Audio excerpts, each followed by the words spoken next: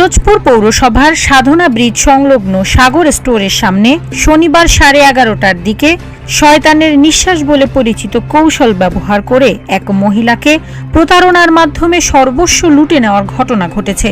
ভুক্তভোগী হোসনে আরা জানান, 2 জন প্রতারক চক্রের সদস্য কথোপকথনের এক পর্যায়ে তাকে বিভ্রান্ত করে। পরে তারা তথাকথিত শয়তানের নিঃশ্বাস প্রয়োগের মাধ্যমে তার কাছ থেকে নগদ টাকা, স্বর্ণের কানের দুল ও গলার চেইন নিয়ে যায়। আমি এখন ফিরে খুলতে আছি, আমি তাকে এদিক ফিরিস না, ওদিক ফিরিস না, দোকানের দিক ফির, দোকানের ভিতরের দিক ফিরে, বাড়ির দিক ফিরিস না। এ বিষয়ে পিরোজপুর সদর থানার ওসি মাহমুদ হাসান জানান, এখন পর্যন্ত আমরা কোনো লিখিত অভিযোগ পাইনি। অভিযোগ পেলে সিসিটিভি ফুটেজে যাচাই সহ প্রয়োজনীয় তদন্ত করে আইনগত ব্যবস্থা গ্রহণ করা হবে।